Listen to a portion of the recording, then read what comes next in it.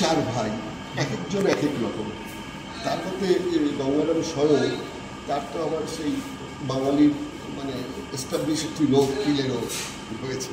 সেই অবস্থার মধ্যে এখানে কি একটি একান্নবর্তী পরিবারের মধ্যে তাদের যে জীবন সংগ্রাম, সেই বিষয়টা মানে প্ল্যানিংটা কী করেছেন না? আসলে যেটা এটা কেন্দ্র করে বর্তমান সামাজিক প্রেক্ষাপটকে ধরার চেষ্টা করেছে সুকুমার রায়কে অবলম্বন করেই সুরঞ্জনা ঘটক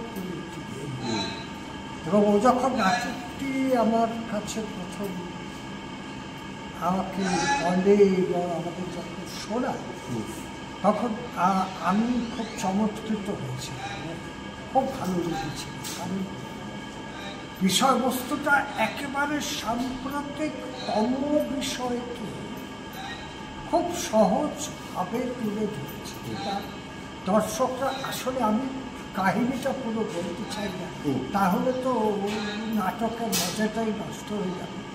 কিন্তু এর মধ্যে বর্তমান সমাজ ব্যবস্থার একটা চেহারার রূপ কিন্তু তার প্রতিফলন কিন্তু দর্শক দেখতে পাবে, এটা বলতে পারে। নমস্কার, আমি তপতী মুন্সি। সমীক্ষণ আমাদের নাট্যদল। সমীক্ষণের জন্ম হয় 1978 সালের 22শে নভেম্বর। সেই থেকে একভাবে এক নাগাড়ি আমরা এই নাটক করে চলেছি।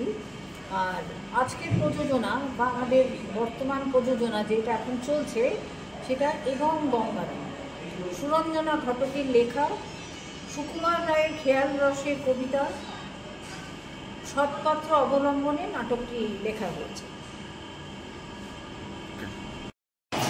আমি শেখর বেরা, আমি সমীক্ষণ দলে আছি বহুদিন যাবৎ। এই নাটকটি গঙ্গারাম আজকে আমাদের মধুসূদন মঞ্চস্থ হতে চলেছে।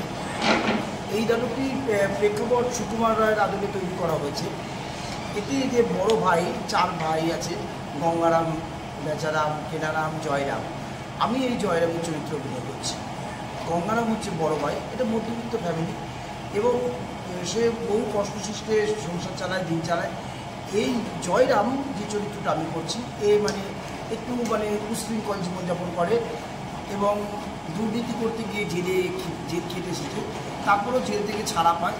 আর এর বড় ভাই গঙ্গারাম, সে সৎ, ভদ্র এবং সে কোনো রকম কাজ করতেও কিন্তু কোভিডে চাকরিটা চলে যায়। তার পরবর্তীকালে সে একটি ডেলিভারি কোম্পানিতে কাজ করে, ডেলিভারি বয়ের কাজ, এবং এই ডেলিভারি বয়ের কাজ করতে গিয়ে তার চরম পরিণতি হয়। এই নিয়েই আমাদের নাটক এবং গঙ্গারাম। ধন্যবাদ।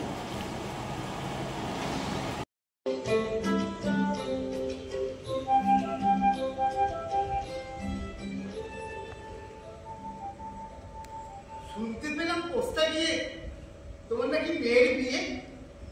গঙ্গারামকে পাত্র পেলে? জানতে চাও সে কেমন ছেলে? মন্দ নয় সে, পাত্র ভালো, রং যদিও বেজায় কালো, তারপর মুখের গঠন অনেকটা ঠিক পেঁচার মতো। তুমি তো জানো, হ্যাঁ, আর তাই দিয়ে একটা ঘর, রান্নাঘর আর বাথরুমটা হলো, তারপর টাকা গেল।